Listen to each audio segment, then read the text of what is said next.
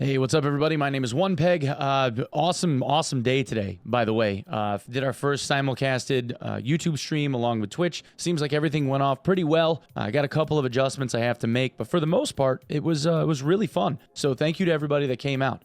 But as of right now, we have patch notes from SDF not too long ago, maybe about 40 minutes ago as of the recording of this. I did ask him for some clarification on a few of these bullet points, so we'll go through this and talk about it, okay? Now, I'll move my camera out of the way as we kind of work our way down through because it's going to cut off the last few bullets like we've had happen in the past. But, okay, everyone will be doing the hotfix today. The hotfix began at 5:30 p.m. It's a 30-minute wait timer, so it's currently in process, but it's taking 4 hours. So it is 5:30 p.m. Eastern was when it started. So we're looking at 9:30 p.m. Eastern Standard Time, which is GMT minus 5. So 9:30 p.m. Well, I guess it's Eastern Daylight Time. So GMT minus 4. Anyway, shortly after midnight, it looks like the patch will be live. That being said, we do have some things to go over. Fixed an issue where Arcane Shield could not reactivate. Fixed an issue where Smoke Pot was malfunctioning. Fixed an issue where Smite could be applied twice. Fixed an issue where more additional damage than intended was being applied when calculating magic damage, which was a scaling issue that I had kind of borne witness to in a couple of different cases.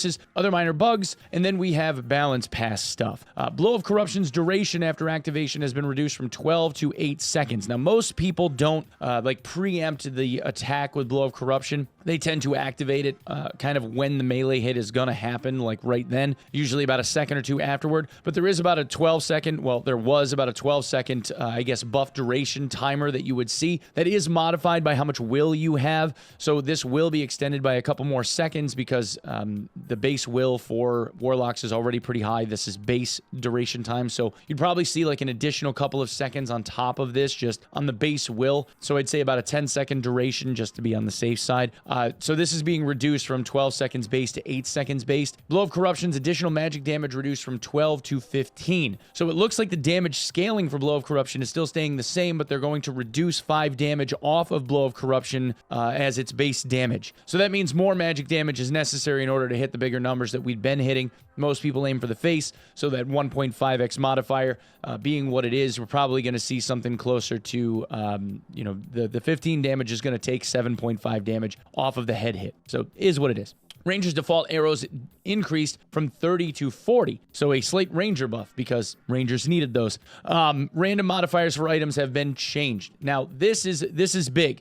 Certain item modifiers now only appear on certain parts. Certain item modifiers do not appear together. Item rarity is now displayed on item information panel. This was a request that somebody had made in one of my streams, actually. For the people that are colorblind, one of the active requests that was made that I forwarded off to SDF that I thought was a good idea was for colorblind people. There isn't a colorblind mode in Dark and Darker right now, so one of the ways to be able to differentiate in rarity, aside from the extra bullet points on blue and then purple and then artifact gear, would be to just have it written as a rare, like the verbiage rare, legendary, artifact, etc., is now going to be actually written in on the tooltip for each item when you look at it. So good quality of life change. But back to these 3 bullet points here. Random modifiers have been changed. So what I believe this means, and I don't have clarification necessarily from SDF on this, but you can see that he just shot me a DM. What I believe that this means is that random modifiers being changed means that they're being reduced. Right now in the game, well, until this patch hit, you could get things like plus weapon damage and plus physical damage on the same item. So you could get a crossbow or, like, let's say a spellbook that had plus magical damage and plus true magical damage at the same time, inherently making like a plus 5 spellbook now an additional plus 8 on top of the plus 5 additional damage. That kind of scaling, when you could get double damage modifiers on every piece of gear, was overpowered. Way too much damage stacking on gear. You get like plus 30 damage, and then the next thing you know, a wizard is hitting you for 2 zaps and you're dead, or a cleric would hit you for a single judgment for 70% of your health, and that just wasn't something that felt great. So there is a damage nerf happening here. This also states item modifiers only appearing on certain parts and item modifiers not appearing together. I think the not appearing together pertains specifically to damage modifiers. So this way we're not seeing like additional damage being applied on the same item twice. Also, it would probably fit that this is going to be like the damage modifiers only being on weapons, or only being on weapons and jewelry, or possibly like weapons, jewelry, and a chest piece, something like that, where we're not going to see those damage modifiers being applied across all items, and definitely not going to see the double damage modifiers across all items. I think the +1 all will still be something that will appear on everything. So I guess if we were going to go for like meta stuff, it would be like spell power plus damage, like power modifiers, like physical power, you know, kind of like the watered down stat that you would get. But I think that the plus damage stuff is being curbed, and honestly it needed to be. Let's be honest, call a spade a spade. The plus damage modifiers needed to be curbed a bit. Yes, people need stuff to strive for, don't get me wrong. You have to be able to go for like extra stat points so that you feel more powerful than the guy next to you that had less quality gear, but the scaling was getting out of control. We can see that very vividly whenever it came to people playing in high roller, or people with stacked gear. Even if you were fighting other people with stacked gear, I mean, even today, I was running around with just ridiculous kits, and a guy with plus 30-ish spell damage on a cleric ended up hitting me for half my HP with a single holy strike, and I had a crazy decked warlock. So yeah, I mean, it gets a little out of control. Okay, on from here. Item rarity is now displayed in item information mail. We covered that. Bandages and potions stacked to X3 in inventory and stash. So now we're going back to being able to stack bandages and potions. I think this is a W change. Granted, they wanted to modify this so that the walking pharmacy in-game, if you will, is something that they didn't want to have happen. But I think that people were still going to be bringing in a bunch of pots and bandages and everything anyway. And given how much they've slowed down the healing in this game for like item consumables, I think that this is fine. Most craft items now stack in the inventory and stash. Huge quality of life improvement. Something that again was desperately needed. Taking up stash space by having single items like that is never a good thing. This is going to give a lot of quality of life to people. Gold bag capacity increased from 500 to 1,000 gold coins. This is also huge because instead of now having 1,250 gold, we can now double that to 2,500 gold, being the max amount of gold that will fit in a single trade window. Chest gold capacity increased from 3,000 to 10,000 gold coins. Again, another W change. The gold chest is something that felt lackluster. The value of having the gold chest was more of a flex than it was for the actual value of the items that could take up the same space. Like at one point, golden keys were selling for 6,000 and 7,000 gold. A gold chest takes up 6 squares, so 3 golden keys would be worth somewhere around 20 to 21,000 gold at peak trade value, which meant that 3,000 gold for a gold chest didn't make any damn sense. It was really just a flex. Added equip time for crossbows. So one of the things that we were seeing in YouTube videos and otherwise were guys that were bringing in 3 and 4 crossbows, and then they would right-click that loaded crossbow into their primary slot, and then they would just keep rapid firing arrows at someone trying to do shotgun hits. They were doing absurd amounts of damage. I'm really glad that they added equip time. This was something that I think I said on stream a couple of times that they needed to change because this was being abused. Arrows now stack up to 20. Again, another W change. I think this is good. The damage of crossbow and longbow has been reduced. I again think that this is an important change. The amount of damage that was potential from crossbows and longbows seemed overly high, especially with the damage fall off not being as prevalent and with the armor penetration being what it was. There was just a lot of damage being output from crossbows and longbows. Although right now I think survival bow is still the go-to if you have enough plus damage stuff. Just because of the AK rapid fire stuff, especially go watch Katie, she'll show you. Alchemist and Surgeon no longer sell out of health potions and bandages. Again, another huge W change. Have people be able to stack this stuff up in inventory space. I think this is good. Get people the ability to prep themselves up. Crystal Ball is now sold by the fortune teller, so, you know, a move makes sense. You can sell gold coin purses and coin bags to merchants. Another potential change that I mentioned to SDF that other people had mentioned I said we needed to be able to get rid of the empty coin bags for a lot of people. You end up doing a lot of transactional stuff, and you end up with an abundance of coin bags that you can't get rid of. Carrying them into raid, for instance, at one point in time because of the damage, or not the damage, the item restrictions that were done to normals. Because gold bags are considered unique items, you weren't able to bring them in. So that was like a whole issue.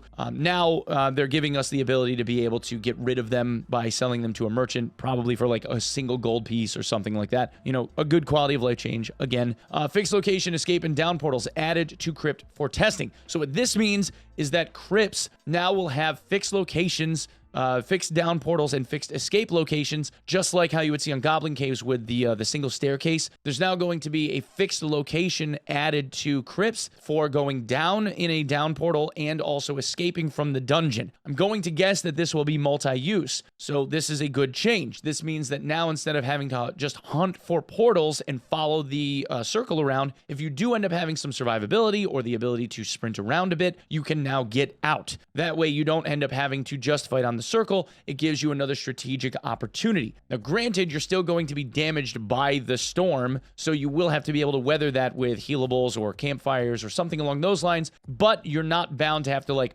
run into a group and potentially end up getting wrecked. So I think this is a good strategic option for people in the dungeon. We'll add another element, another dynamic thing that gives people, us all, the ability to benefit from it, I think. Okay, so let me move my camera. Okay, now that we're up at the top, Inferno playtime has been increased by 2 minutes. Again, another W change, giving people more time in Inferno so that they can work their way through the dungeon, I think is a really good W change. People were dying a lot to being forced into rooms and whatnot. There is something to be said about people that know how to survive, but they might not have the damage output. I think this is a really, really good change. Loot drops have been rebalanced. There will now be less loot drops overall. So they're slowing the loot progression down once again, but given that they're adding these balancing changes, this might be okay. And there is a dev note in here that kind of elaborates on this thought process. Additional stash space can be rented. This feature is temporary. So what they mean by rented is they mean purchased. Rented meaning it's not going to be permanent when the game wipes. Obviously, this stuff is going to end up being reset. You're not going to have like a permanent unlock. Think of it, for those of you that play Tarkov, think of it like buying a cosmetic clothing item in Tarkov for in-game currency. That is going to be reset and something that you work toward earning again. So there's going to be additional stash space. I don't know if this is tabs. I don't know if this is extra lines of storage, but there's going to be additional stash space that you can purchase for gold, probably just through the user interface in your own stash tabs. So once this is live, obviously we'll be able to see this. The leaderboard will now remain visible until next season's rankings begin, so you can have the bragging rights. Now, this last bullet is the thing that I really wanted to get some clarification on from SDF. To avoid potential abuse, all players ranked in the top 100 when the leaderboard ends will receive decay points equal to the length of the leaderboard dates. Players who start the leaderboards from day 1 will not receive any additional decay once the leaderboard has finished. So what this means is, for each day that exists throughout the leaderboards, if someone were to play for a few days and then stop, the days that they don't play in a round of high roller for the purpose of the leaderboard, that will add a decay point. Those points will not be realized until the end of the leaderboard. So all of that will be reshuffled, and then you'll eventually see what those points accumulate to. So the reason for this is because, let's say that you had a character that you played and you did the 20 runs on the current leaderboard system. The way it works is you do 20 raids, and then your performance in those raids, like your survival rate and whatnot, is then averaged out over those 20 runs. So if, for instance, you survive all 20, you would get a survival rate of 1.0. The best that you could possibly get. However, you play those 20 runs